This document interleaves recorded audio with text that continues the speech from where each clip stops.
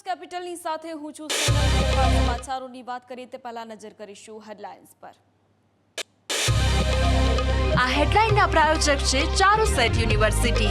Choose Charusat, choose success.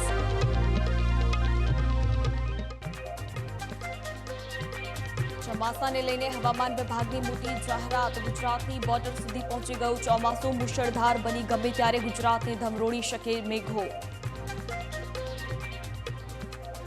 Modi સરકાર 3.0ના મંત્રીઓને ખાતાઓની ફાળવણી। અમિત શાહ, રાજનાથ સિંહ, ગડકરી, એસ જયશંકર, સીતારમણ સહિતના મંત્રીઓના ખાતા જૈસે थे। મોદી સરકાર 3.0ની પ્રથમ કેબિનેટ બેઠકમાં મહત્વનો નિર્ણય। પીએમ આવાસ યોજના હેઠળ બનાવાશે 3 કરોડના નવા ઘર। ગ્રામીણ અને શહેરી પરિવારોને મકાન બનાવવા કરાશે સહાય। જમીન કૌભાંડ કેસમાં વલસાડના કલેક્ટર સામે મોટી કાર્યવાહી। તાત્કાલિક અસરથી કલેક્ટર આયુષ સસ્પેન્ડ। 2000 કરોડના જમીન કૌભાંડનો હતો આરોપ। યુદ્ધની આગ બાદ હવે ગાઝામાં શાંતિના દોરની શરૂઆત। ઇઝરાયલ હમાસ યુદ્ધ વિરામ પર બાઇડનના પ્રસ્તાવનું યુએન સુરક્ષા પરિષદે કર્યું સમર્થન।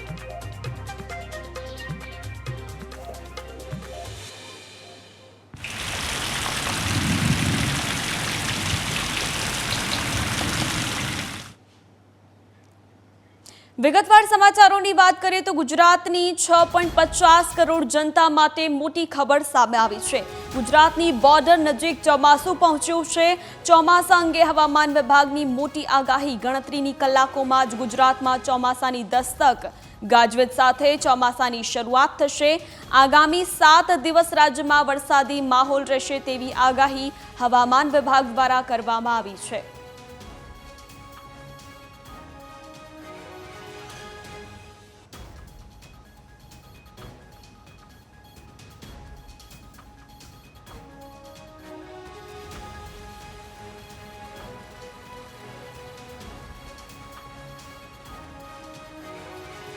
તો ચોમાસાની દસ્તક, ગાજવીજ સાથે ચોમાસાની શરૂઆત થશે તેવી આગાહી હવામાન વિભાગ દ્વારા વ્યક્ત કરવામાં આવી છે। ગુજરાતના અનેક વિસ્તારોમાં વરસાદી માહોલ જામ્યો છે।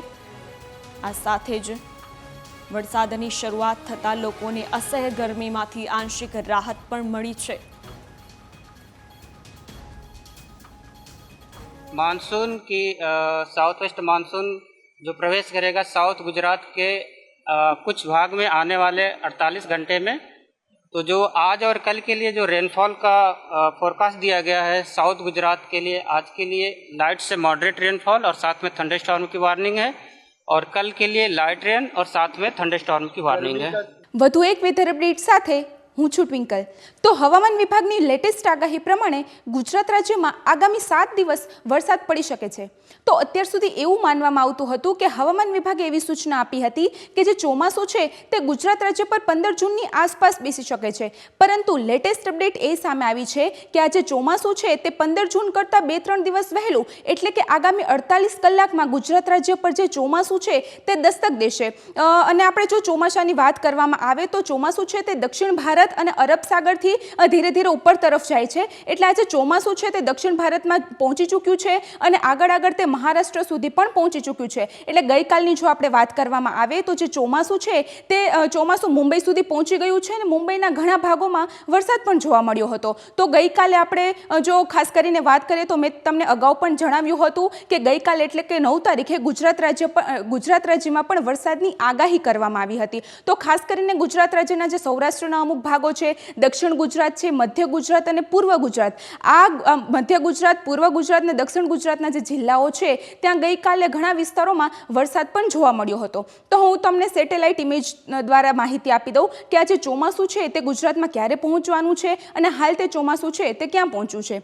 તો આપ જોઈ શકો છો તેમાં જે સેટેલાઇટ ઇમેજ છે તેમાં જે સફેદ વાદળો તમને દેખાઈ રહ્યા છે એનો મતલબ એમ છે કે ત્યાં ચોમાસું પહોંચી ચૂક્યું છે અને ત્યાં હાલ જે છે તે વરસાદ પડી રહ્યો છે। તો અરબ સાગર તરફથી જે આ તરફથી પવનો ફૂંકાય છે, એટલે કે આ પવનો છે તે થોડે ઘણા અંશે ભેજવાળા પવનો પણ હોઈ શકે છે. તો આ જે પવનો છે તેની જે દિશા બદલાય છે તેને લઈને જે પ્રી મોન્સૂન એક્ટિવિટી સક્રિય થઈ છે. તો આ જે પવનોની અરબ સાગરમાંથી આવતા જે પવનોની દિશા બદલાય છે તેને લઈને જે પ્રી મોન્સૂન એક્ટિવિટીની સિસ્ટમ સક્રિય થઈ છે, તેને લઈને આગામી 3-4 દિવસ આપણે જે ગુજરાત રાજ્યના ઘણા જિલ્લાઓમાં છે તે વરસાદ જોવા મળશે. તો આ જે ચોમાસું છે તે આપ જોઈ શકો છો તેમ કે આ જે સફેદ વાદળો છે તે દક્ષિણ ભારતના વિસ્તારમાં જોવા મળી રહ્યા છે અને આ વાદળો છે તે ધીરે ધીરે ઉપર તરફ આવતા, એટલે કે તમે જોઈ શકો છો તેમ કે મહારાષ્ટ્રમાં પણ સફેદ વાદળો દેખાઈ રહ્યા છે. અને જો ગુજરાતની વાત કરવામાં આવે ખાસ કરીને તો ગુજરાતના અડધું ગુજરાત, એટલે કે આ અડધું ગુજરાત છે તે વાદળોથી ઢંકાઈ ચૂક્યું છે. તો અડધા ગુજરાતમાં આપણે સૌરાષ્ટ્ર, દરિયા કિનારાના વિસ્તારો છે, જે કોસ્ટલ એરિયાના વિસ્તારો છે, અમરેલી છે, ભાવનગર છે, પોરબંદર છે, રાજકોટ છે, અને જો દક્ષિણ ગુજરાતની વાત કરવામાં આવે તો દક્ષિણ ગુજરાતના મોટા ભાગના જિલ્લાઓ સુરત, વાપી, વલસાડ, નવસારી, ડાંગ, દીવ, દમણ અને મધ્ય ગુજરાતના, એટલે કે ખાસ કરીને હવામાન વિભાગે અમદાવાદ અને ગાંધીનગરમાં પણ વરસાદ પડવાની શક્યતાઓ વ્યક્ત કરી છે. અને જો પૂર્વ ગુજરાતની વાત કરવામાં આવે તો પૂર્વ ગુજરાતમાં ડાંગ, છોટાઉદેપુર, દાહોદ આ જેવા વિસ્તારો છે કે જ્યાં આગામી દિવસોમાં વરસાદ પડી શકે છે. આ જે ચોમાસું છે તે આગામી 2 દિવસ ગુજરાત પર આવશે, જે આ વાદળો છે તે ગુજરાત પર ટકરાશે, પરંતુ 2 દિવસ બાદ જે ચોમાસું છે તે ધીરે ધીરે નીચે તરફ જતું જશે. માટે જે 15 જૂનની આસપાસની આપણે વાત કરીએ તો 15 થી 17 જૂન સુધી વરસાદ જોવા નહીં મળે, કે ત્યારે જે તાપમાનનો પારો છે તે 40 ડિગ્રી સુધી ફરી એકવાર પહોંચી જશે અને આ જે ચોમાસું છે કે જે વાદળો છે, જે સિસ્ટમ સક્રિય થઈ છે તે ધીરે ધીરે નીચે જતી જશે. અને ખાસ કરીને જો વાત કરવામાં આવે તો જે 17 તારીખ, એટલે કે 17 તારીખથી જે અઠવાડિયું સ્ટાર્ટ થાય છે ત્યારથી ફરી પાછું જે ચોમાસું છે તે નીચેથી ઉપર તરફ આવશે, એટલે કે અરબ સાગર અને દક્ષિણ ભારતનો જે વિસ્તાર છે ત્યાંથી ફરી એકવાર જે ચોમાસું છે તે ઉપર તરફ આવશે અને ગુજરાતમાં ફરી એકવાર જે ચોમાસું છે તે દસ્તક દેશે. રાજ્યમાં ભીષણ ગરમી વચ્ચે વરસાદની શરૂઆત થતાં જ ગુજરાતવાસીઓએ હાશકારો તો અનુભવ્યો છે. જો કે રાજ્યમાં શરૂઆતમાં જ વરસાદે તારાજી સર્જી છે. વાવાઝોડા સાથે વરસાદ વરસતા ઠેર ઠેર તારાજીના દ્રશ્યો સામે આવ્યા છે. સાથે જ ભારે વરસાદ અને વીજળીના કારણે 5 વ્યક્તિના મોત નિપજ્યા છે. ગુજરાતમાં શરૂઆતી વરસાદે સર્જી તારાજી. પ્રથમ વરસાદે જ લીધો 5 લોકોનો જીવ. ક્યાંક વૃક્ષો ધરાશાયી થયા તો ક્યાંક પૂર જેવી પરિસ્થિતિ. ગુજરાતમાં શરૂઆતી વરસાદે જ તારાજી સર્જી છે. રાજ્યના અલગ અલગ વિસ્તારમાં 5 લોકોના મોત નિપજ્યા. ભરૂચના તવરા નજીક વાવાઝોડા સાથે ભારે વરસાદ વરસતા રોડ પર તોતિંગ વૃક્ષ ધરાશાયી થતા કાર અને રિક્ષા દબાઈ ગઈ હતી. રિક્ષામાં સવાર મહિલાનું ઘટના સ્થળે જ મોત નિપજ્યું, જ્યારે કારમાં સવાર 2 યુવકોના પણ સારવાર દરમિયાન મોત નિપજ્યા. વડોદરામાં પણ ભારે વરસાદ અને વીજળીનું વાતાવરણ સર્જાયું હતું, જેમાં એક વ્યક્તિ પર વીજળી પડતા મોત થયું છે. અમરેલીમાં એક બોલેરો ગાડી પાણીમાં તણાઈ જતા બોલેરો ચાલકનું મોત નિપજ્યું છે. આ તરફ ભાવનગર તથા નર્મદા જિલ્લામાં પણ ચોમાસાની ધમાકેદાર એન્ટ્રી થઈ છે. ભાવનગર જિલ્લાની વાત કરીએ તો વરસાદ પહેલા આવેલા ભારે પવનને કારણે ઉમરાળામાં અનેક વૃક્ષો ધરાશાયી થઈ ગયા. બીજી તરફ નર્મદા જિલ્લામાં પણ પહેલા વરસાદમાં જ તબાહીના દ્રશ્યો જોવા મળ્યા. તિલકવાડામાં ઘણા વિસ્તારોમાં વૃક્ષો ધરાશાયી થઈ ગયા હતા, જેના કારણે વીજપોલ ધરાશાયી થતા અનેક ગામોમાં અંધારપટ છવાઈ ગયો. ચોમાસાના શરૂઆતના જ વરસાદે રાજ્યમાં કેવી તારાજી સર્જી તે વિશે વાત કરીએ તો ભારે વરસાદ વરસતા કેરી ઉત્પાદકોમાં ચિંતાનો માહોલ છે. ધરમપુર એપીએમસીમાં કેરીના વેપારીઓ કેરી બચાવવા માટે પ્લાસ્ટિક અને તાડપત્રી વડે કેરીના કેરેટને ઢાંકીને કેરીને વરસાદથી બચાવવાનો પ્રયાસ કરતા જોવા મળ્યા. તો અનેક વિસ્તારોમાં વૃક્ષો ધરાશાયી થવાને કારણે વાહન વ્યવહાર ઠપ્પ થઈ ગયો હતો. બીજી તરફ કેટલાક વિસ્તારમાં વીજ પુરવઠો ખોરવાઈ જતા લોકોને હાલાકીનો સામનો કરવો પડ્યો.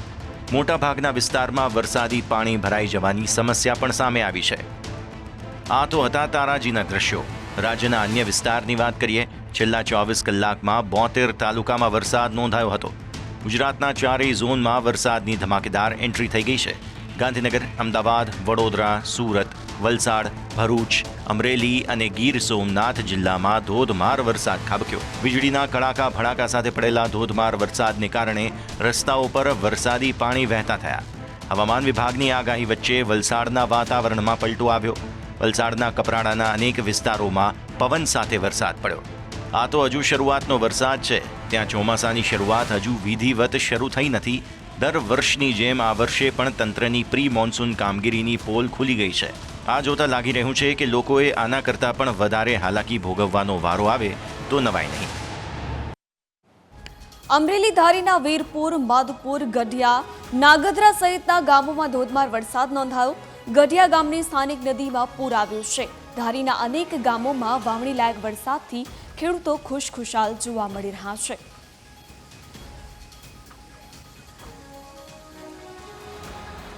અમરેલી જિલ્લામાં વરસાદી માહોલ યથાવત જોવા મળી રહ્યો છે. સાવરકુંડલાના વીજપડીમાં વરસાદ નોંધાયો છે.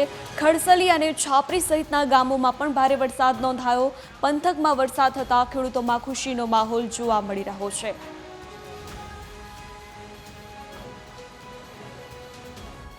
અમરેલીમાં મેઘરાજાની ધમાકેદાર બેટિંગ યથાવત જોવા મળી રહી છે. ખાંભા ગીરના ગામડામાં વરસાદ નોંધાયો છે.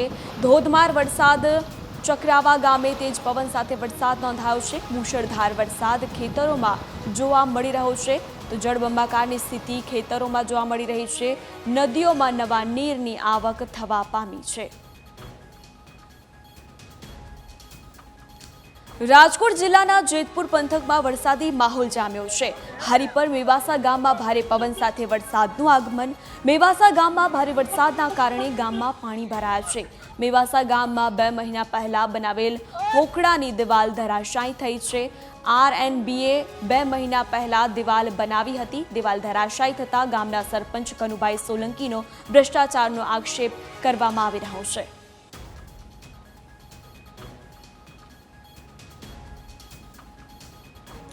આ સાથે રાજકોટ જિલ્લાના કેટલાક વિસ્તારોમાં વરસાદી માહોલ જોવા મળ્યો છે. જામકંડોરણાના ગ્રામ્ય પંથકમાં સતત બીજા દિવસે વરસાદ નોંધાયો. ભારે વરસાદ સાથે ધોધમાર વરસાદ વરસ્યો છે. દૂધીવદર, ધોળીધાર, બોરિયા સહિતના ગામોમાં વરસાદ નોંધાયો છે.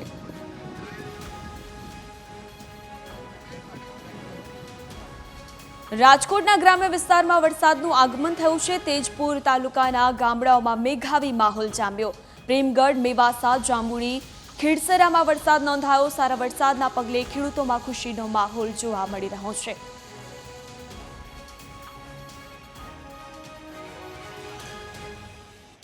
રાજકોટના જેતપુરમાં પણ મેઘરાજાની ધમાકેદાર એન્ટ્રી થઈ છે. વીરપુરમાં તેજ પવન સાથે વરસાદ વરસ્યો. વરસાદી માહોલના કારણે ખેડૂતોમાં ખુશીની લહેર વ્યાપી જવા પામી છે.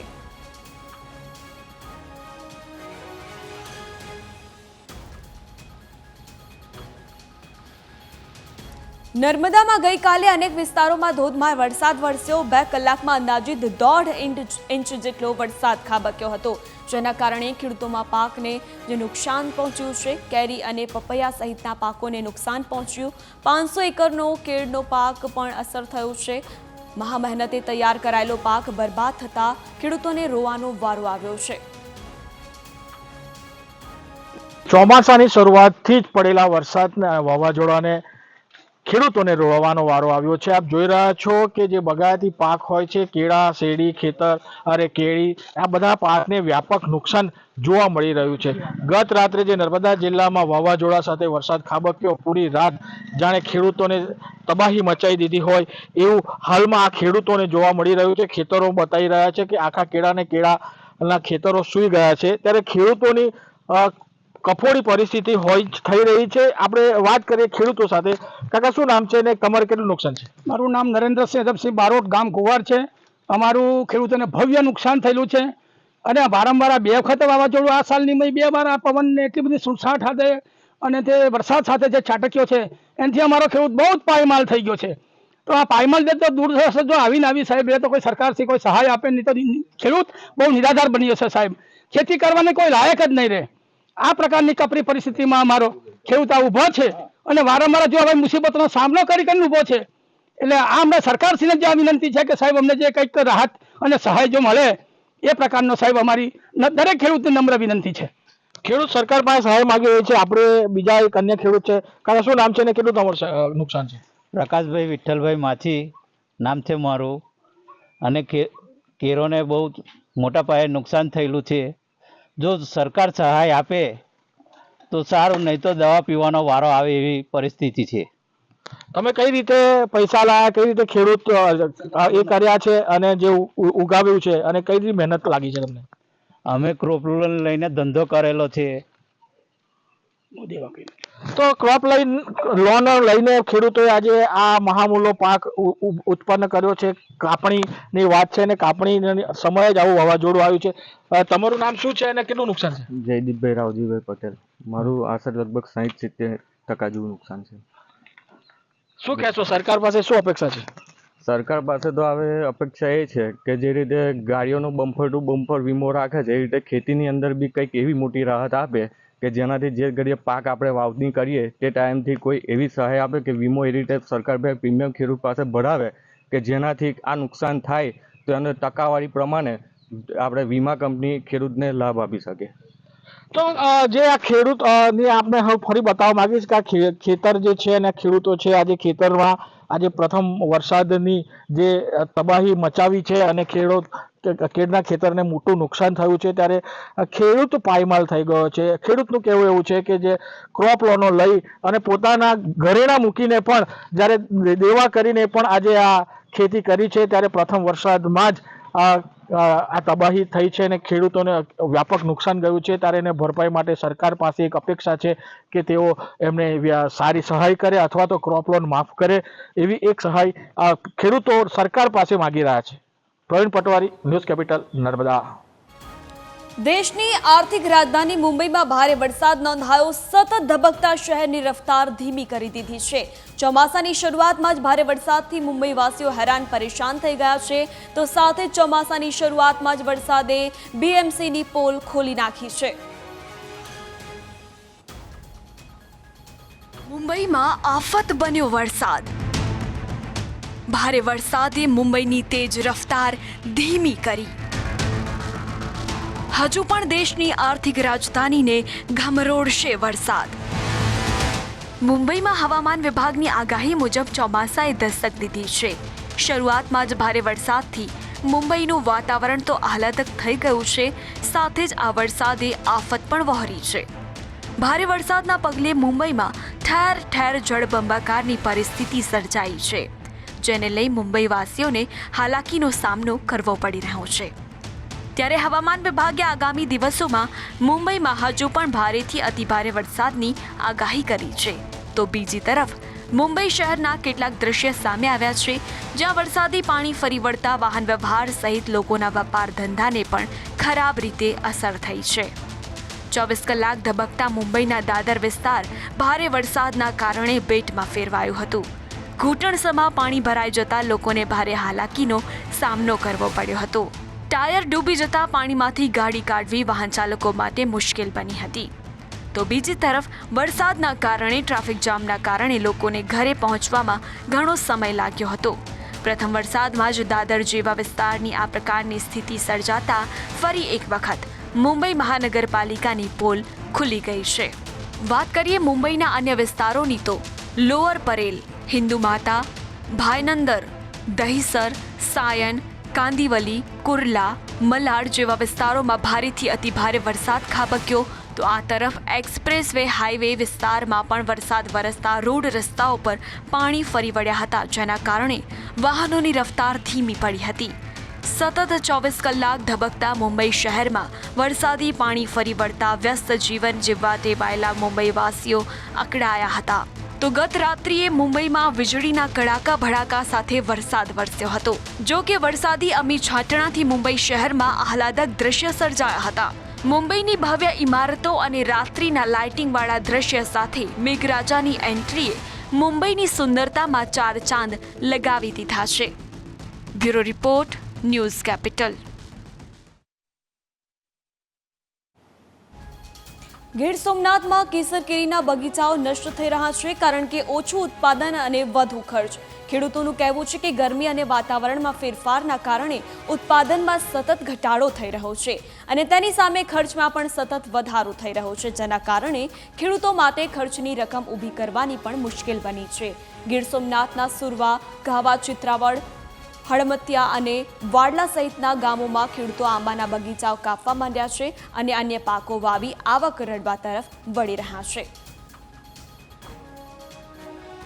જે મોટા બગીચા છે એને કાપવા ન જોઈએ. એવા બગીચાને ખરેખર 5 થી 7 ફૂટેથી જો એનું નવીનીકરણ કરવામાં આવે તો એને થડ છે આવનારા 2 થી 3 વર્ષમાં ફરીથી ઉત્પાદન આપતું બનાવી શકીએ.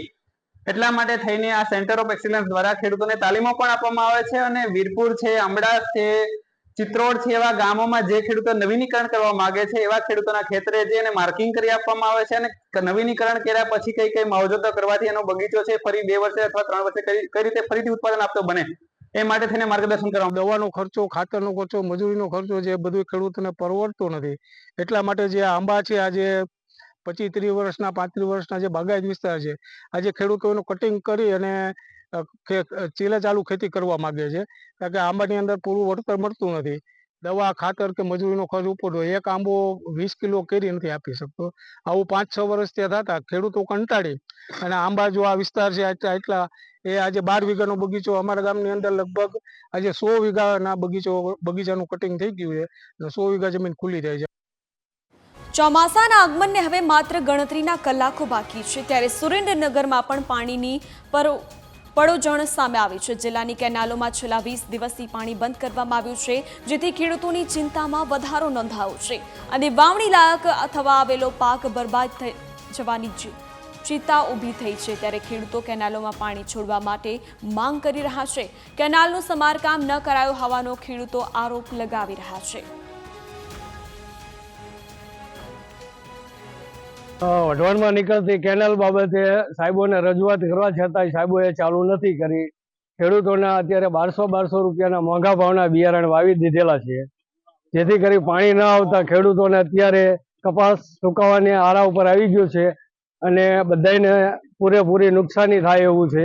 જેથી સાહેબોને અને નર્મદા નિગમને વિનંતી કે એ લોકો પાણી છોડવા બાબતે ખેડૂતોનો પૂરતો સહકાર આપે અને પાણી નહીં છોડે તો ખેડૂતો ઉગ્ર આંદોલન માટે અત્યારે અમે બધા તૈયાર છીએ. અત્યારે ખરીફ સિઝનમાં અમે ઉનાળુ કપાસમાં અત્યારે વાવેતર બધા ખેડૂતે સોંપી દીધું છે અને પાણીની અત્યારે જરૂરિયાત છે. ખાસ આગેતરું વાવેતર કરવાનું કારણ એક જ છે કે અત્યારે આગેતરું વાવેતર કર્યું હોય તો રવિ સિઝનમાં અમે વહેલો બીજો પાક લઈ શકીએ એ માટે બધા ખેડૂતોએ આગેતરું વાવેતર કરી રાખેલ છે. પણ પાણી અત્યારે કેનાલમાં બંધ થવાથી ખેડૂતોને પારાવાર મુશ્કેલી પડી રહી છે. વિરામ બાદ સ્વાગત છે. આગળ વાત કરીએ સમાચારોની તો જમીન કૌભાંડ મામલે Valsad collector suspend. Collector Ayush Oak તાત્કાલિક અસરથી સસ્પેન્ડ કરવામાં આવ્યા છે. જમીન કૌભાંડ કેસમાં સૌથી મોટી કાર્યવાહી કરવામાં આવી છે. કોંગ્રેસના નેતા તુષાર ચૌધરીએ આયુષ ઓક સામે કૌભાંડનો આરોપ લગાવ્યો હતો. 2000 કરોડના જમીન કૌભાંડનો આરોપ તેમના પર લાગ્યો હતો. ભ્રષ્ટાચાર સામે દાદાની સરકાર એક્શનમાં આવી છે. સુરેન્દ્રનગરના કે રાજેશ બાદ હવે આયુષ ઓક સસ્પેન્ડ કરાયા છે. ભ્રષ્ટાચાર સામે દાદાની આ એક્શન જોવા મળી. સુરેન્દ્રનગરના કે રાજેશ બાદ હવે આયુષ ઓક પણ સસ્પેન્ડ થયા છે. ભ્રષ્ટાચારના આરોપોના કારણે તેમને સસ્પેન્ડ કરાયા છે. જમીન કૌભાંડ મામલે વલસાડ કલેક્ટર સસ્પેન્ડ થયા છે. કલેક્ટર આયુષ ઓક તાત્કાલિક અસરથી સસ્પેન્ડ કરાયા છે. અમદાવાદ મહાનગરપાલિકામાં ગેરરીતિ કરનાર અધિકારીઓ સામે કમિશનર એમ થેન્નારસનની કાર્યવાહી કરવામાં આવી છે. તો ઇજનેર વિભાગના 4 અધિકારીઓને સસ્પેન્ડ કર્યા છે. 2 આસિસ્ટન્ટ ઇજનેર અને 2 આસિસ્ટન્ટ સિટી ઇજનેરને સસ્પેન્ડ કરાયા છે. ફરજમાં ગંભીર બેદરકારી દાખવવા બદલ આ ખાતાકીય પગલાં લેવામાં આવ્યા છે. મહાનગરપાલિકા કમિશનરની એપ્રિલ મહિનામાં લેવાયેલી રૂટીન વિઝિટમાં આ બેદરકારી સામે આવી છે. સરખેજ કોમ્યુનિટી હોલની કામગીરી સંબંધિત વિવિધ રજિસ્ટરની યોગ્ય કામગીરી ન હતી તો મેઝરમેન્ટ બુકના રેકોર્ડમાં બેદરકારી સામે આવી હતી. ખાતાકીય વિજિલન્સ તપાસમાં બેદરકારી સાબિત થતા કાર્યવાહી કરવામાં આવી. એઈ ગ્રીસ્મા શાહ દક્ષિણ પશ્ચિમ ઝોનલ ઓફિસમાં છે, તેમને સસ્પેન્ડ કરવામાં આવ્યા છે. એઈ બિપિન ચાવડા સરખેજ વોર્ડમાં અને એસીઈ દિલાવરસિંહ હઠીલા ઉત્તર પશ્ચિમ ઝોન પીઆઈયુમાં છે અને એસીઈ ધવલ ગજ્જર દક્ષિણ પશ્ચિમ પીઆઈયુ છે. આ ત્રણેયને પણ સસ્પેન્ડ કરવાનો નિર્ણય કરવામાં આવ્યો છે. અમદાવાદ સાયબર ક્રાઇમના લાંચિયા પીઆઈની ધરપકડ કરવામાં આવી છે. એસીબીએ પીઆઈ બીએમ પટેલની ધરપકડ કરી છે. પીઆઈ બીએમ પટેલે 10 લાખ રૂપિયાની લાંચ માંગી હતી. ફરિયાદી સામે ક્રિકેટ સટ્ટા બેટિંગનો ગુનો નોંધાયો છે. ગુનાની ચાર્જશીટ ઝડપી કરવા માટેની લાંચ માંગી હતી। અગાઉ આ કેસમાં એએસઆઈ અને કોન્સ્ટેબલ પકડાયા હતા। સાયબર ક્રાઇમના એએસઆઈ ગૌરાંગ કુમાર ગોમેતી અને હેડ કોન્સ્ટેબલ અમથા પટેલ લાંચ લેતા ઝડપાયા। સિંધુ ભવન હોલ નજીક 10 લાખની લાંચ લેતા તેઓ રંગે હાથ ઝડપાયા। ત્યારે હવે એસીબીએ પીઆઈ બીએમ પટેલની ધરપકડ કરી વધુ તપાસ શરૂ કરી છે।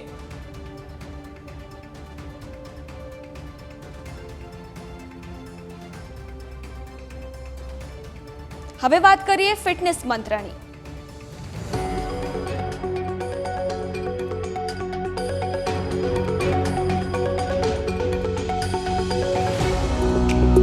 નમસ્કાર, તિરુવ્રતિ પ્રેઝેન્ટ્સ ફિટનેસ મંત્રામાં આજે વાત કરું કે આટલી ગરમીમાં કોથમીરના પાણીથી તમને શું ફાયદા થશે।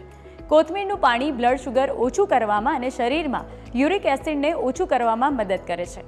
દરરોજ ધાણાનું પાણી પીવાથી રોગપ્રતિકારક શક્તિ વધે છે। કોથમીરનું પાણી એક ડિટોક્સ વોટર છે જે તમારા બોડીમાંથી કચરો બહાર કાઢી શરીરને અંદરથી સાફ કરે છે અને તમારા લીવરને પણ સાફ રાખે છે। જે લોકો પોતાનું વજન ઓછું કરવા માંગતા હોય તો તેમણે દરરોજ સવારે ખાલી પેટે કોથમીરનું પાણી પીવું જોઈએ। દરરોજ કોથમીરના પાણીનું સેવન કરવાથી તમે ગરમી અને હીટ સ્ટ્રોકથી પણ બચી શકો છો।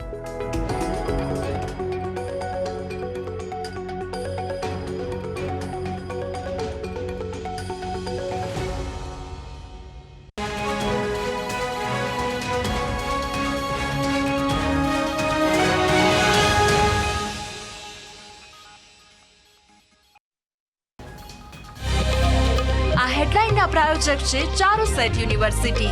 Choose Charusat, choose success.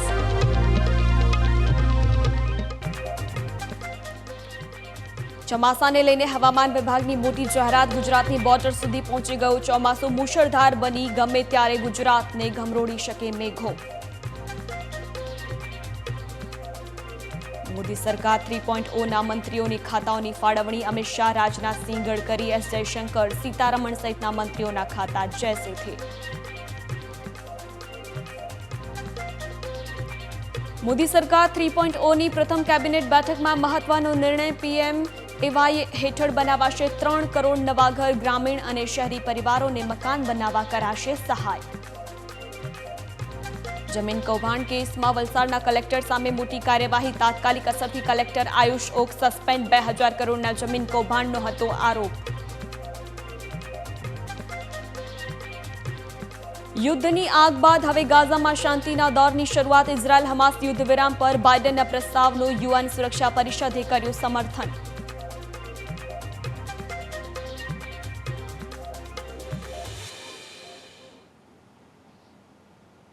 તો વિગતવાર સમાચારોની વાત કરીએ તો ગાંધીનગરમાં આજે 5 ધારાસભ્યોની શપથવિધિ। પેટા ચૂંટણીમાં જીતેલા ધારાસભ્યોની શપથવિધિનું આયોજન।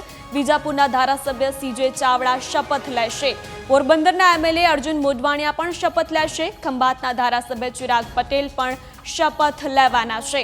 માણાવદરથી અરવિંદ લાડાણી જીત્યા છે ચૂંટણી। વાઘોડિયાના એમએલએ ધર્મેન્દ્રસિંહ પણ શપથ લેવાના છે। વિધાનસભા અધ્યક્ષ શપથ લેવડાવશે। તો વિજાપુરના ધારાસભ્ય સીજે ચાવડા પણ શપથ લેવાના છે। આજે આ તમામ જે નેતાઓ છે તેમની શપથવિધિ। પોરબંદરના એમએલએ અર્જુન મોઢવાણિયા પણ શપથ લેવાના છે।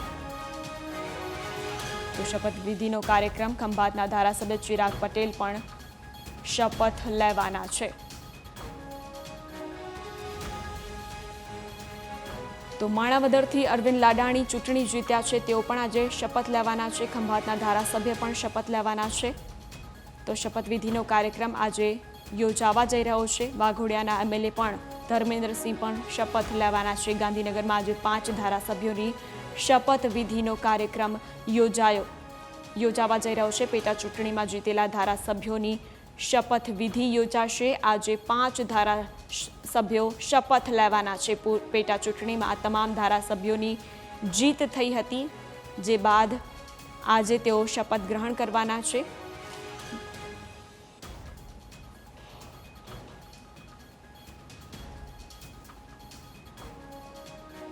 હવે વાત ટીમ મોદીની। मैं नरेंद्र दामोदर दास मोदी ईश्वर की शपथ लेता हूं। આજથી નવી સરકારની કામગીરી શરૂ. મંત્રીઓને ખાતાની ફાળવણી બાદ આજે પ્રથમ દિવસ છે. કેન્દ્રીય મંત્રી સંભાળશે પોતા મંત્રાલયનો પદભાર. વિધિવત રીતે નવી સરકારની કામગીરીનો આજથી પ્રારંભ થઈ ચૂક્યો છે. તો મંત્રીઓને ખાતાની ફાળવણી ગઈકાલે કરી દેવામાં આવી અને આજે તેઓ પદભાર સંભાળી આગળ કાર્ય કરવાના સાથે નવી ઇનિંગની શરૂઆત થઈ ચૂકી છે. કેન્દ્રીય મંત્રી પોતાના મંત્રાલયનો પદભાર આજથી સંભાળશે. વિધિવત રીતે નવી સરકારની કામગીરીનો પ્રારંભ આજથી થઈ ચૂક્યો છે.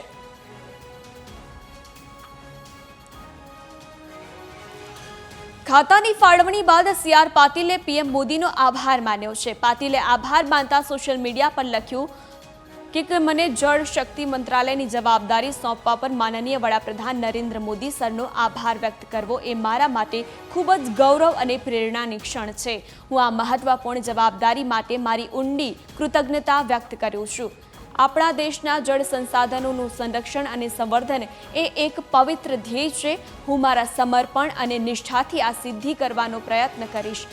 તો આ સાથે PMના નેતૃત્વમાં આપણે પાણીના મહત્વને સમજીશું, તેનું સંરક્ષણ કરીશું અને ભાવિ પેઢીઓ માટે સમૃદ્ધ જળ સંસાધનો સુનિશ્ચિત કરીશું.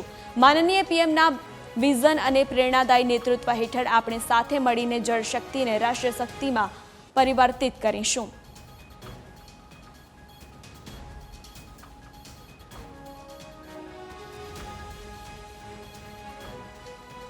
હવે એક નજર મંત્રીઓના ખાતા ફાળવણી પર નજર કરીએ તો અમિત શાહને ફરીથી ગૃહ અને સહકાર મંત્રી, રાજનાથસિંહને સંરક્ષણ મંત્રી, નીતિન ગડકરીને માર્ગ અને પરિવહન મંત્રી બનાવવામાં આવ્યા છે.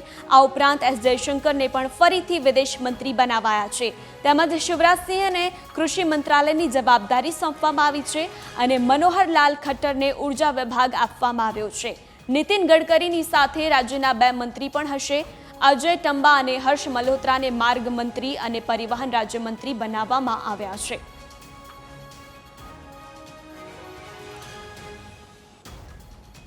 તો રાજીવ રંજનસિંહને પંચાયતી રાજ મંત્રી બનાવવામાં સાથે ડેરી મંત્રાલય પણ તેમને સોંપવામાં આવ્યું છે. સર્વાનંદ સોનેવાલાને પોર્ટ અને શિપિંગ મંત્રી, વિરેન્દ્ર કુમારને સામાજિક ન્યાય મંત્રી તરીકેનો પદભાર સોંપવામાં આવ્યો છે. મોદી સરકારના કેબિનેટ મંત્રીઓની આ લિસ્ટ છે જેમને આ જવાબદારીઓ સોંપવામાં આવી છે. રામ મોહન નાયડુને નાગરિક ઉડ્ડયન મંત્રી તરીકેનો કાર્યભાર સોંપવામાં આવ્યો છે. પ્રહલાદ જોશીને ખાદ્ય અને ગ્રાહક બાબતોના અને રિન્યુએબલ એનર્જી મંત્રીનો કાર્યભાર સોંપવામાં આવ્યો છે. તો જુએલ ઓરમને આદિજાતિ વિકાસ મંત્રી તરીકે નિયુક્ત કરવામાં આવ્યા છે. આ તમામ કેબિનેટ મંત્રીઓ છે જેમને આ તમામ હોદ્દાઓ સોંપવામાં આવ્યા છે. ગિરિરાજસિંહને ટેક્સટાઇલ મંત્રી, અશ્વિની વૈષ્ણવને રેલ, સૂચના અને પ્રસારણ, ઇલેક્ટ્રોનિક્સ અને IT મંત્રી તરીકેનો કાર્યભાર મળ્યો છે. સાથે જ્યોતિરાદિત્ય સિંધિયાને ટેલિકોમ અને પૂર્વોત્તર ક્ષેત્રના વિકાસ મંત્રી તરીકે નિયુક્ત કરવામાં આવ્યા છે. ભૂપેન્દ્ર યાદવને પર્યાવરણ અને ક્લાઇમેટ ચેન્જ મંત્રી તરીકે કાર્યભાર સોંપાયો છે. ગજેન્દ્રસિંહ શેખાવતને સાંસ્કૃતિક અને પ્રવાસન મંત્રીનો કાર્યભાર સોંપવામાં આવ્યો છે. અન્નપૂર્ણા દેવીને મહિલા અને બાળ વિકાસ મંત્રાલયની જવાબદારી સોંપવામાં આવી છે. કિરણ રિજિજુને સંસદીય કાર્ય અને લઘુમતી બાબતોના મંત્રી તરીકેનું જે કાર્ય છે તે સોંપવામાં આવ્યું છે. હરદીપસિંહ પુરીને પેટ્રોલિયમ અને નેચરલ ગેસ મંત્રી બનાવાયા છે. મનસુખ માંડવિયાને શ્રમ અને રોજગાર, યુવા બાબતો અને રમત ગમત મંત્રી તરીકે નિયુક્ત કરવામાં આવ્યા છે. જી કિશન રેડ્ડીને કોલસા અને ખાણ બાબતોના મંત્રી બનાવાયા છે. ચિરાગ પાસવાનને ખાદ્ય પ્રક્રિયા મંત્રી બનાવવામાં આવ્યા છે. CR પાટીલને જળશક્તિ મંત્રીનો કાર્ય સોંપવાનો નિર્ણય કરવામાં આવ્યો છે. રાવ ઇન્દ્રજીતને પ્રોગ્રામ અમલીકરણ, આયોજન અને સાંસ્કૃતિક મંત્રી બનાવવામાં આવ્યા છે. સાથે જીતેન્દ્રસિંહને વિજ્ઞાન અને ટેકનોલોજી, પૃથ્વી વિજ્ઞાનના મંત્રી બનાવવામાં આવ્યા છે. અર્જુન રામ મેઘવાલને કાયદા અને ન્યાય સંસદીય બાબતોના મંત્રી તરીકે નિયુક્ત કરવામાં આવ્યા છે.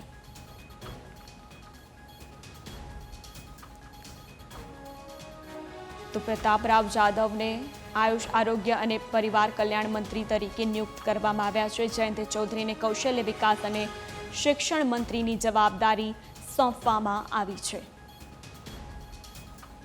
અમિત શાહને ગૃહ અને સહકાર મંત્રી તરીકે નિયુક્ત કરાયા છે. જેપી નડ્ડાને આરોગ્ય મંત્રી, કેમિકલ અને ફર્ટિલાઇઝર મંત્રી તરીકે તેમને જે કાર્યભાર છે તે સોંપવામાં આવ્યો છે. એસ જયશંકરને વિદેશ મંત્રી તરીકેનું કાર્ય સોંપવાનો નિર્ણય કરવામાં આવ્યો છે.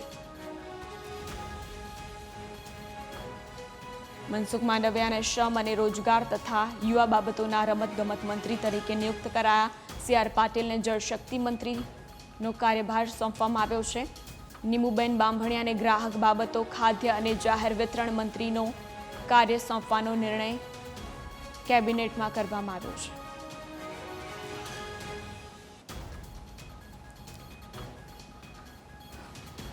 મોદી સરકાર 3.0ની પહેલી કેબિનેટમાં મહત્વનો નિર્ણય કરવામાં આવ્યો. મોદી સરકાર 3.0નો પહેલો નિર્ણય વધુ 3 કરોડ ઘર મોદી સરકાર બનાવશે. પ્રધાનમંત્રી આવાસ યોજના હેઠળ વધુ 3 કરોડ નવા ઘર ગ્રામીણ અને શહેરી મકાનો બાંધવા માટે સહાય પૂરી પાડશે. ગ્રામીણ અને શહેરી પરિવારને મકાન બાંધવા માટેની સહાય કરવામાં આવશે. સહાય માટે પીએમ આવાસ યોજનાનો અમલ થઈ રહ્યો છે. છેલ્લા 10 વર્ષમાં કુલ 4.21 કરોડ મકાનો પૂર્ણ કરાયા છે. આજે મળેલી કેબિનેટની બેઠકમાં 3 કરોડ વધારાના ગ્રામીણ અને શહેરી પરિવારોને મકાનના નિર્માણ માટે સહાય પૂરી પાડવાનો નિર્ણય લેવામાં આવ્યો છે. જેથી લાયક પરિવારોની સંખ્યામાં વધારો થવાથી ઉદ્ભવતી આવાસની જરૂરિયાતોને પહોંચી શકાય.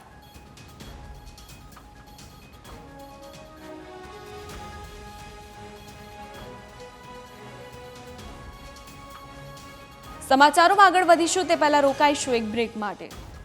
मैं नरेंद्र दामोदर दास मोदी ईश्वर की शपथ लेता हूं. मैं नरेंद्र दामोदर दास मोदी ईश्वर की शपथ लेता हूं. વિરામ બાદ સ્વાગત છે. આગળ વાત કરીએ સમાચારોની તો પીએમ મોદીએ ફરી એકવાર તેમના કર્મનિષ્ઠ હોવાનું પ્રમાણ આપ્યું છે. પીએમ પદના શપથ લીધાને 24 કલાક પણ ન થવા દેતા 16 જ કલાકમાં પીએમ નરેન્દ્ર મોદીએ કાર્યભાર સંભાળી લીધો છે. તેમણે સમય બરબાદ ન કરતા તાબડતોડ કાર્યભાર સંભાળી લીધો છે. તેઓ સવારે જ્યારે કાર્યભાર સંભાળવા ગયા ત્યારે ઓફિસરો અને કર્મચારીઓએ તેમનું તાળીઓના ગડગડાટ સાથે સ્વાગત કર્યું છે.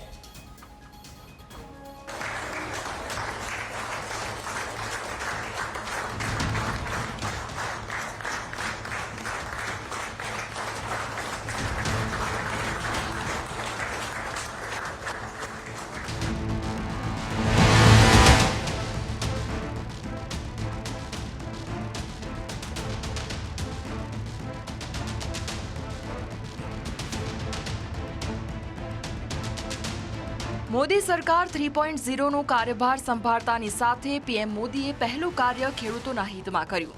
પીએમ મોદીએ પીએમ કિસાન નિધિ સન્માન યોજનાના 17મા હપ્તાને લગતી ફાઇલ પર હસ્તાક્ષર કર્યા. આ અંતર્ગત લગભગ 20,000 કરોડ રૂપિયા ફાળવવામાં આવશે, જેનાથી દેશના 9.3 કરોડ ખેડૂતોને ફાયદો થશે. આ દરમિયાન વડાપ્રધાન મોદીએ કહ્યું કે અમારી સરકાર ખેડૂતોના કલ્યાણ માટે સંપૂર્ણપણે સમર્પિત છે. તેથી તે વ્યાજબી હતું કે સહી કરવાની પ્રથમ ફાઇલ ખેડૂતોના કલ્યાણને લગતી હોવી જોઈએ. અમે આવનારા સમયમાં ખેડૂતો અને કૃષિ ક્ષેત્ર માટે વધુને વધુ કામ કરવા માંગીએ છીએ.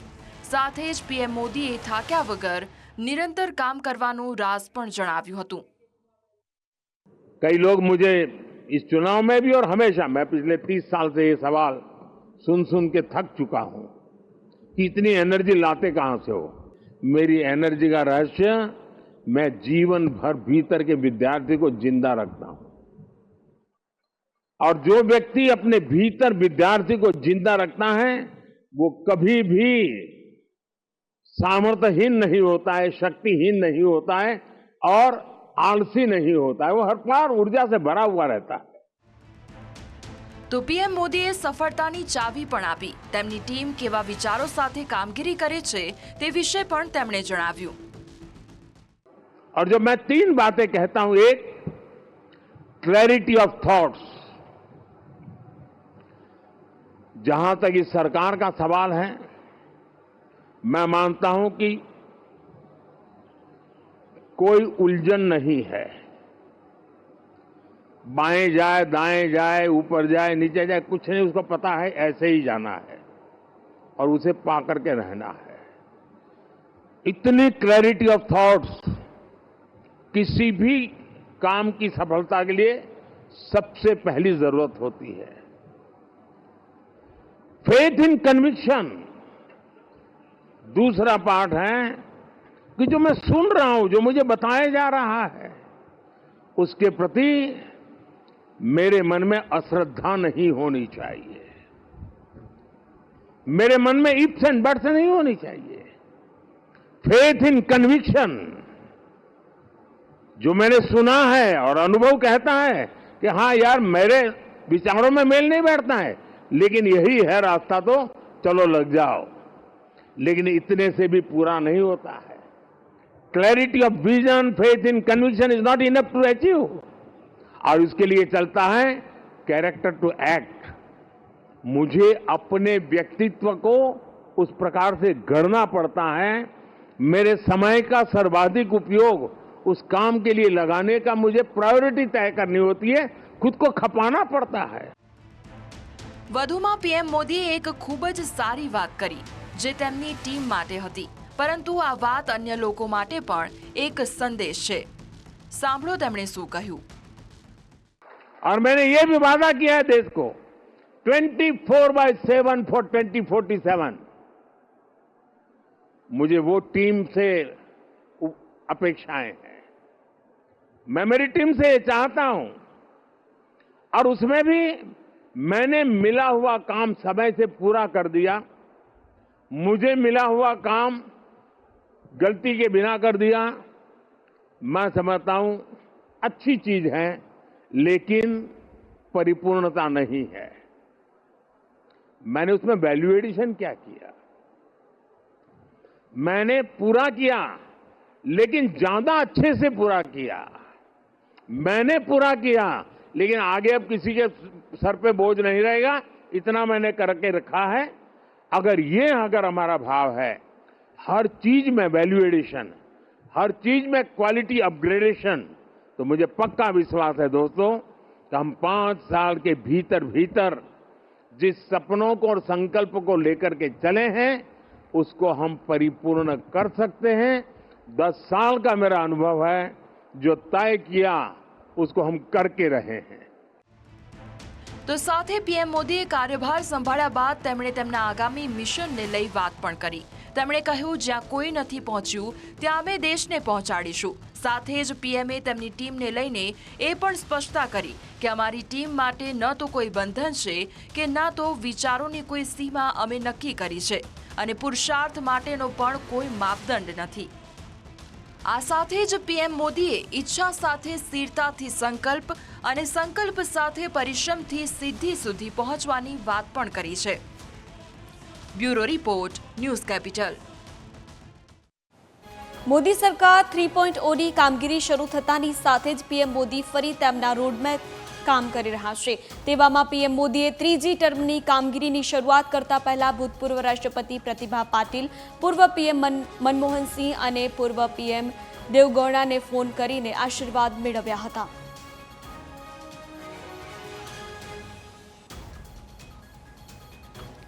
વડોદરામાં ચૂંટણી બાદ કોર્પોરેશનની સામાન્ય સભા મળી, જેમાં બીજેપીના કોર્પોરેટર આશિષ જોશીએ વિરોધ નોંધાવ્યો છે। આશિષ જોશીએ હરણી બોટકાંડને ટાંકીને પીપીપી મોડલનો વિરોધ કર્યો છે, તો કોર્પોરેટર આશિષ જોશીએ ગંભીર આરોપો પણ લગાવ્યા છે। સમગ્ર વડોદરા શહેરને PPPના નામે વેચી દીધાનો ગંભીર આક્ષેપ તેઓ દ્વારા કરવામાં આવ્યો। હરણી બોટકાંડમાં ન્યૂ સનરાઈઝ શાળાએ બાળકોને લઈ ગઈ હતી। શાળા વિરુદ્ધ કાર્યવાહી કરવા માટે આશિષ જોશીએ માંગ કરી છે। તો ન્યૂ સનરાઈઝ શાળાએ કોર્પોરેશનની જગ્યા છેલ્લા 40 વર્ષથી વાપરી હતી। શાળા જોડેથી એક પણ રૂપિયો લેવામાં નથી આવ્યો। શાળા જોડે આટલા વર્ષોના પૈસા વસૂલ કરવામાં આવે, વસૂલ કરેલા પૈસા હરણી બોટકાંડના પીડિત પરિવારને આપવામાં આવે તેવી માંગ। તો PPP મોડેલમાં કલાદર્શન 4 રસ્તા પાસે બની રહેલા પ્રધાનમંત્રી આવાસ યોજનાને લઈને પણ ગંભીર આરોપ લગાવ્યા છે। આવાસ યોજના બનાવવાની મુદત પૂરી થઈ ગઈ હોવા છતાં હજુ સુધી મકાન બન્યા નથી। કેટલીય નોટિસ આપવામાં આવી હોવા છતાં ડેવલપર હજુ મકાન બનાવ્યા નથી। બિલ્ડર કરોડો રૂપિયા ઉઘરાવતા હોવાના પણ આરોપો કરવામાં આવ્યા છે। સયાજીરાવે આજવા સરોવર વસાવ્યું, આજવા ગાર્ડન વસાવ્યું અને એને પીપીપી મોડેલમાં અતાપીને સોંપી દેવામાં આવ્યું. જનમહેલ બનાવીને સોંપી દેવામાં આવ્યું. હરણી લેક ઝોનને ફક્ત 25,000 રૂપિયા માસિકના ભાવે સોંપી દેવામાં. મારા વોર્ડ નંબર 15માં પાછલા 5 વર્ષથી પીપીપી મોડલના રોલમાં એક મોટી જમીન બિલ્ડરને ડેવલપ કરવા આપી છે. ત્યાં ઝૂંપડા હતા એને સાફ કરીને મકાનો બનાવવાના એક મોટી જમીન એને ડેવલપ કરવા આપી. અગેન્સ્ટમાં કોર્પોરેશને એને બીજી 7,000 ચોરસ મીટર જગ્યા આપવાની થાય છે. એ આપી પણ એ અત્યારે પણ એ મકાનો ત્યાં અધૂરા બનેલા છે. 5 વર્ષ એમનો સમય પણ પૂરો થઈ ગયો છે. એફોર્ડેબલ વિભાગ દ્વારા ખૂબ નોટિસો આપવામાં આવી છે, છતાં પણ કાર્યવાહી પૂર્ણ નથી થઈ. એ પણ આ એક પીપીપી મોડલનો ભાગ છે. સમાચારોમાં આગળ વધીશું તે પહેલા લઈશું એક બ્રેક.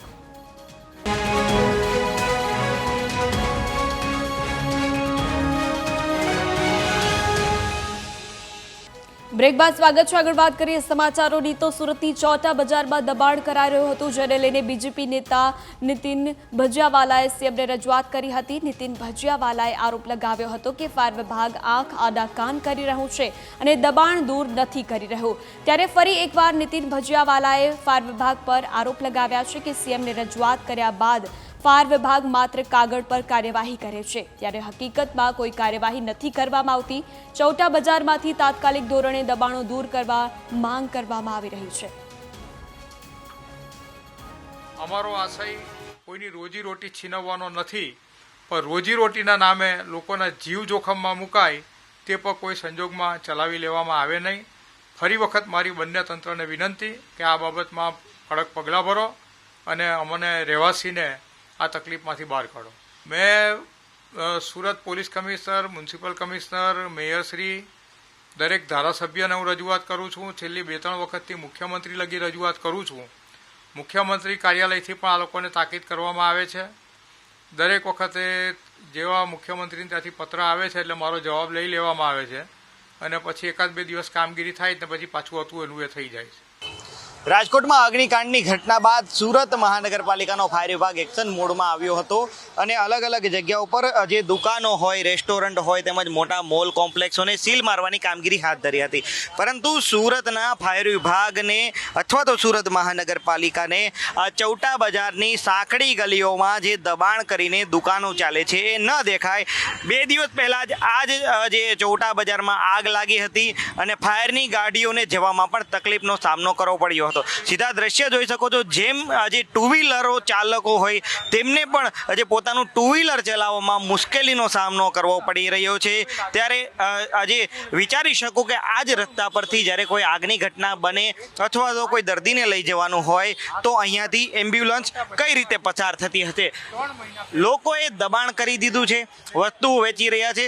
સુરતના જે ભાજપના જ કાર્યકર્તા અને અહીંયાના જે સ્થાનિક નીતિન ભજીયાવાલા દ્વારા આ બાબતે મુખ્યમંત્રીને એક પત્ર લખવામાં આવ્યો છે અને જે જવાબદાર અધિકારીઓ સામે કાર્યવાહી કરવાની અને વર્ષોથી આજે ચૌટા બજારમાં જે દબાણ થયું છે તેને દૂર કરવાની માગણી કરી છે. કારણ કે જો આ દબાણ દૂર નહીં થાય અને કોઈ મોટી દુર્ઘટના સર્જાશે, કારણ કે 2-3 વાર આગની ઘટના બની ચૂકી છે અને જો કોઈ મોટી દુર્ઘટના સર્જાશે તો પછી જવાબદાર કોણ તેને લઈને પણ સવાલ થઈ રહ્યા છે. ત્યારે નીતિન ભજીયાવાલા કે જે ભાજપના જે નેતા છે તેમને પટપણે મુખ્યમંત્રીને પત્ર લખ્યો છે અને સુરત મહાનગરપાલિકાના અધિકારીઓ આ ચૌટા બજારનું દબાણ દૂર કરવામાં આંખ આડા કાન કરતા હોય તેવું પટપણે તેમને જણાવ્યું છે.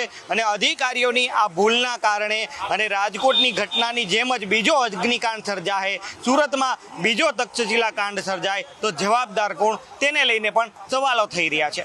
કેમેરા પર્સન દેવાંગ રાણા સાથે મિત્રો પાપરા, ન્યૂઝ કેપિટલ, સુરત. નીટ પરીક્ષાના વિવાદ મુદ્દે અમદાવાદમાં વિરોધ કરવામાં આવ્યો. એબીવીપીએ પરિણામની અનિયમિતતા મુદ્દે વિરોધ નોંધાવ્યો છે. એબીવીપી દ્વારા સીબીઆઈ તપાસની માંગ કરવામાં આવી છે. એબીવીપીના રાષ્ટ્રીય મીડિયા સંયોજકની હાજરીમાં વિરોધ પ્રદર્શન કરવામાં આવ્યું છે.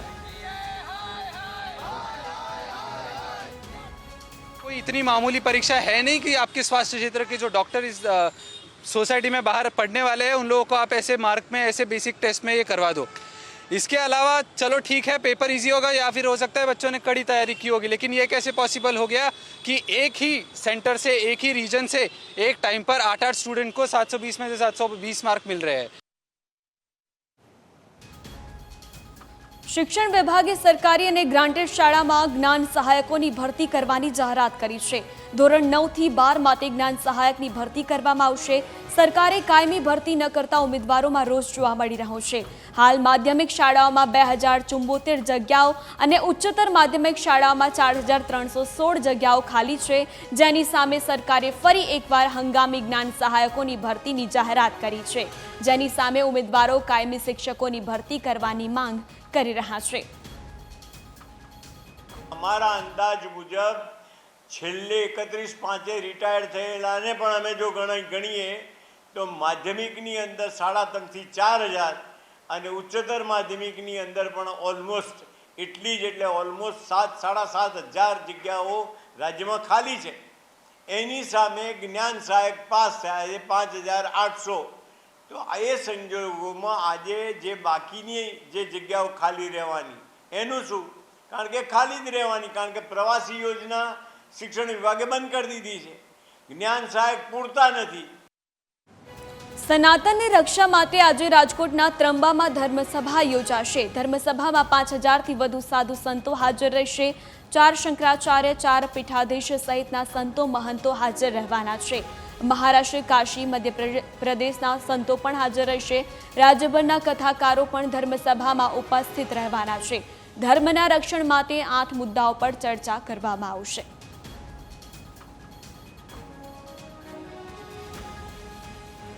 તો મહારાષ્ટ્ર, કાશી, મધ્યપ્રદેશથી સાધુ સંતોની ઉપસ્થિતિ આ ધર્મસભામાં જોવા મળશે। રાજ્યભરના કથાકારો પણ ધર્મસભામાં ઉપસ્થિત રહેવાના છે।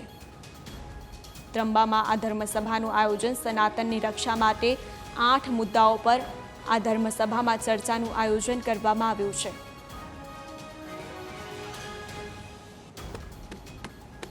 તો હાલ સમાચારોમાં બસ આટલું જ। વધુ સમાચારો માટે આપ જોતા રહો ન્યૂઝ કેપિટલ। નમસ્કાર।